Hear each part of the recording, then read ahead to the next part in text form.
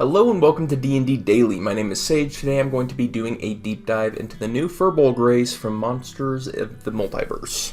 Distant cousins of giants, the first Firbolgs wandered the primeval forests of the multiverse, and the magic of those forests entwined itself with the Firbolg's souls. Centuries later, the magic still thrums inside a Firbolg, even one who has never lived under the boughs of a great forest. A Firbolg's magic is an obscuring sort, which allows their ancestors to pass through a forest without disturbing it. So deep is the connection between a Firbolg and the wild places of the world that they can communicate with flora and fauna. Firbolgs can live up to 500 years. Moving into their traits, they are a humanoid, they are size medium, they have a walking speed of 30 feet, they get Firbolg magic. You can cast the Detect Magic and Disguise Self spells with this trait. When you use this version of Disguise Self, you can seem up to 3 feet shorter or taller. Once you cast either of these spells with this trait, you can't cast that spell with it again until you finish a long rest. You can also cast these spells using any spell slots you have. Intelligence, Wisdom, or Charisma is your spellcasting ability, and you choose when you select the race. Then we have Hidden Step. As a bonus action, you can magically turn invisible until the start of your next turn, or until you attack, make a damage roll, or force someone to make a saving throw. You can use this trait a number of times equal to your proficiency bonus, and you regain all expended uses when you finish a long rest. Next we have Powerful Build. You count as one size larger when determining your carrying capacity and the weight you can push, drag, or lift. Speech of Beast and Leaf. You have the ability to communicate in a limited manner with beasts, plants, and vegetation. They can understand the meaning of your words, though you have no special ability to understand them in return. You have advantage on all charisma checks you make to influence them. So I think the obvious flavor with the Firbolg is to lean towards Druid.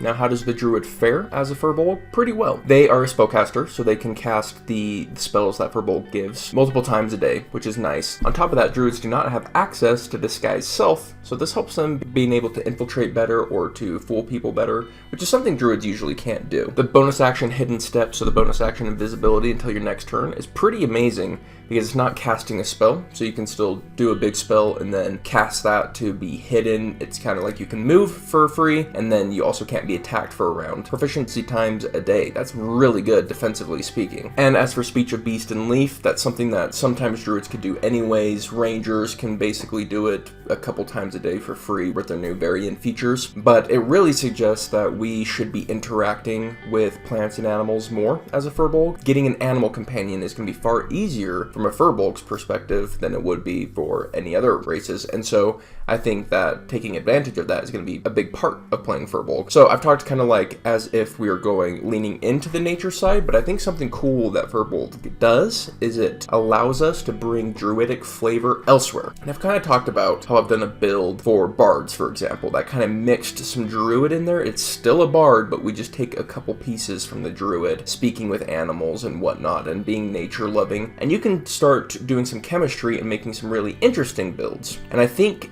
the Firbolg is excellent at doing that for any class. And that's something that can be said for Firbolg, is it can work for any class just fine. Some it will work better for. Hidden Step is a big deal defensively. Like I talk a lot about how bards struggle with defense early game. A Firbolg would fix that quite well, giving you a couple times a day that you can escape, which is a huge deal. And of course, as I say with every spellcaster, by having spell slots, we get more out of our spellcasting feature, so we can use Detect Magic more and Disguise Self more. The thing about Detect Magic is most casters get it, and they're only going to be taking it if they're ritual casting. And I'm not exactly sure on the rolling, maybe you guys can help me out with this, but if we have Detect Magic from Firbolg magic, and we have ritual casting from being a bard, can we ritual cast our race spell? I actually don't know the answer to that. If you do, let me know in the comments down below. Something I might research later.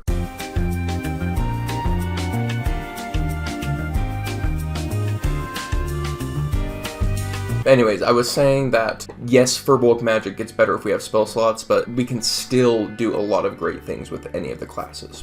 So when I look at Firbolgs, really to me, it's about bringing that Druidic flavor wherever I need it, and it's also about having some defensive buffs, and it's also about being able to interact with different elements of the game, namely animals and plants that normally are not interactable. So I think you can do a lot of cool builds with this. I think there's a lot of potential here. You look at Warlock, and all of a sudden you can do Pact of the Fae mixed with a Firbolg, and you get this really Druidic Warlock. That's kind of cool. And that can be said for any of the classes. Name one, Artificer. You can take an Artificer that's normally steampunky and technological, and you can make it more Druidic. You can make it more about nature, and instead of being technological, it could be like a little bit nature magic-y. So there's a lot of chemistry to be done here. There's a lot of build potential here. And what I would like to hear is what kind of builds you would pull off using a Firbolg. What kind of chemistry would you make with what classes? What does that look like? I want to hear it in the comments down below. We've done a lot of different races that come from Monsters of the Multiverse. You can check out the whole playlist right there. In any case, we are D&D Daily. We release new D&D content every single day besides Sundays. So if that's interesting to you, if you love D&D, hit that subscribe button, and we'll see you on the next one. See you later.